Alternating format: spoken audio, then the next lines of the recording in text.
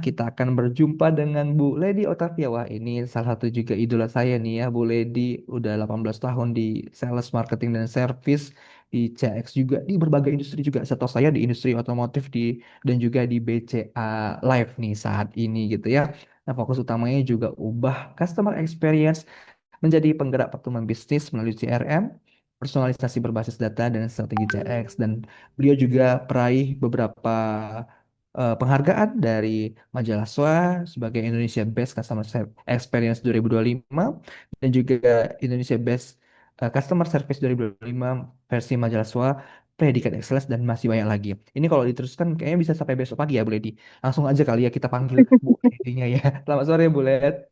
Selamat sore, Pak Pran, Ya, Pak apa kabar Bu? Yanuar, dan teman-teman. Apa kabar Bu Ledi? Baik dong. Iya, Bu Ledi kita mungkin kita nggak banyak materi ya Bu Ledi. Untuk sesi Bu Ledi kita langsung tanya jawab kali ya. Tanya jawab ya Bu Oke, Ledi boleh, terkait boleh, dengan boleh. pengalaman Bu Ledi. Boleh ya Bu Ledi? Ya, Boleh Bu, dong. kalau setahu saya kan ada dari dua pengalaman Ibu terakhir itu sebelumnya ada di otomotif industri, kemudian juga ada di Hmm. BCA Live saat ini ya. Pengukuran CX-nya Bu seperti apa Bu kira-kira? Misalnya apakah ada parameternya yang sama tadi yang mungkin disampaikan oleh Pak Yanwar, ada tiga pengukuran ya tadi Bu ya, CSAT, Ya, NPS, dan juga CES. Kemudian perusahaan ini karena ini background yang hadir saat ini masih banyak Bu dari marketing, dari F&B, dari multi finance, perbankan, bahkan mahasiswa juga ada nih Bu. Gitu. oke. Oke, baik ya. Jadi tadi ya sudah disampaikan oleh Pak Yanuar. Jadi sebenarnya ada berbeda ya dengan CX frame apa CX measurement dan business measurement. Nah, itu tadi kalau di company yang saya sekarang dan yang sebelumnya itu sebenarnya karena kita sebenarnya kalau CX itu framework-nya hampir sama semuanya. Cuman tadi touch point mana sih yang mau kita ukur ya. Jadi kalau yang otomotif itu sudah pasti kita menggunakan tadi CSAT, Net Promoter Score ya untuk penjualan di used car, kemudian atau juga kita ada rental mobil di sebelumnya. Nah, itu setiap transaksi karena ada tergantung ada B2C ada B2B. Kalau untuk B2C ini biasanya kita setiap transaksi itu langsung kita survei seperti kayak Gojek gitu ya. Apakah eee, apa puas dengan layanan kita, kemudian apakah akan merekomendasikan kita. Nah, berbeda pula untuk B2B. Kalau B2B itu kita biasanya kan dia kan penggunaannya misalkan setahun atau 2 tahun. Nah, kita setiap tahun itu kita minta misalkan di akhir tahun nih, misalkan di bulan September, terus kemudian kita pilih nih periode kapan ya, September, Oktober, kemudian resultnya di Desember atau seperti apa. Itu tergantung juga dari kebutuhan company-nya, seperti itu. Nah, kemudian apalagi sih? Nah, kalau di tadi bisnis measurement-nya juga harus ada. Kenapa? Karena kan sebenarnya ujung-ujungnya itu CX itu sebenarnya harus mensupport bisnis ya, bukan berdiri sendiri, bukan hanya sebagai cost center kalau sekarang gitu kan, tapi juga harus jadi profit center gitu. Jadi kalau bisnis measurement-nya itu kalau di otomotif itu contohnya adalah kayak berapa sih komplain ya, komplain juga diukur. Komplain eee, mobil yang memang masuk ke bengkel gitu, karena itu kan akan menjadi cost kita nih, ya berapa mobil yang disewa ini akhirnya masuk ke bengkel terus gitu. Nah, itu akan apa, berimpak kepada revenue dari perusahaan. Kemudian kalau misalkan untuk yang used car juga seperti itu. Ya kalau used car itu kan, mobil lama ya, jadi berapa sih, tadi mobil yang harus ternyata bisa juga di-buyback sama kita. Nah, itu juga masuk dari cost dari si bisnisnya, gitu. Nah, kemudian kalau yang di asuransi sekarang itu lebih kompleks ya. Jadi tadi nggak hanya CSAT dan NPS saja. Kalau customer effort score itu kita belum lakukan. Kenapa? Karena kita fokusnya itu yang konvensional ya, yang lebih face to face gitu.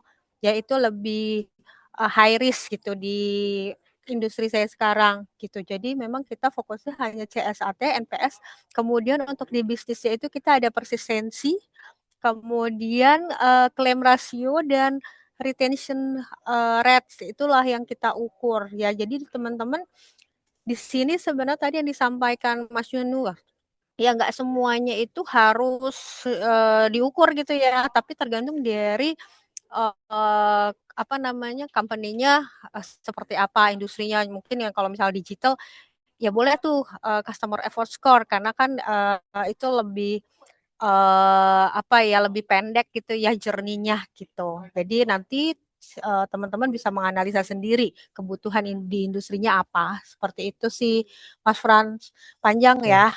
panjang Bu Lady, intinya Panjang kali disesuaikan. lebar ya. Mohon maaf jadi kayak ngajar ya. Tapi ilmunya padat dan jelas semua, Bu. Karena Oke. disesuaikan dengan juga jenis industri dan juga kebutuhan industri Iya. masing-masing gitu ya, Bu ya. Intinya Mm-mm. ada pengukuran lah ya, supaya kita Iya bisa betul. bertanggung jawab juga ke manajemen. Bu, saya mau tanya yang kedua nih, Bu Lady. Mm. Misalnya nih, Bu, Ibu sudah melakukan pengukuran atau measurement gitu ya. Ternyata ada indikator yang jelek nih, Bu. Dan Mm-mm. di indikator tersebut juga dibarengi juga dengan misalnya ya ada komplain atau jumlah komplain juga naik nih Bu. Nah, Mm-mm. dari situ biasanya apa yang dilakukan Bu? Bisa diceritakan nggak ya Bu? Ada use case-nya misalnya Bu yang pernah Ibu alami Bu. Oke, oke. Jadi sebenarnya kita akan melakukan 3 tahap ya. Pertama pasti kita akan menganalisa dulu nih komplainnya seperti apa, polanya seperti apa. Apakah ini komplain baru ataupun ini komplain lama gitu, trennya seperti apa. Kemudian kita coba cari root cause-nya apa sih gitu kan. Apakah ternyata kalau di asuransi itu ada berbagai macam channel kan, ada channelnya di agency atau channelnya di Indresnya atau channel yang mana nih yang bermasalah gitu ya. Kemudian setelah itu, setelah kita melakukan analisa root cause-nya apa, kita panggil nih ya, panggil tadi departemen terkaitnya kita bicarakan apa ya yang kira-kira bisa kita improve untuk preventif ke depannya ataupun corrective action-nya. Nah, itu sih yang biasa kita lakukan ya agar kita bisa tahu. Jadi ini jangan sampai kita cuman corrective action aja, tapi ya udah akhirnya kita jadi pemadam kebakaran ya. Setiap ada komplain ini akhirnya kita melakukan hal sama itu tidak efektif gitu. Seperti itu sih Pak Frans. Iya. Yes, ada root cause analysis, ada koordinasi dengan lintas fungsi yang terkait Iya, supaya tidak berulang lagi iya dan betul. tidak jadi Mm-mm. pemadam kebakaran. Iya, Itu yang sering dilakukan oleh orang CS ya, Bu. iya, Saya pernah mengalami juga, iya Bu. itu jabatannya ya pemadam Sering terjadi kebakaran. di kota-kota besar, Bu. Iya. Oke. Sering terjadi di kota-kota besar. Oke, Bu, selanjutnya pertanyaan terakhir untuk Bu Lady, Bu. Misal udah melakukan analisis nih dan kita mau supaya ada perbaikan gitu ya, Bu ya. Ke dan kita ajukan pasti perbaikan tersebut atau strategi tersebut ke manajemen ya, Bu ya.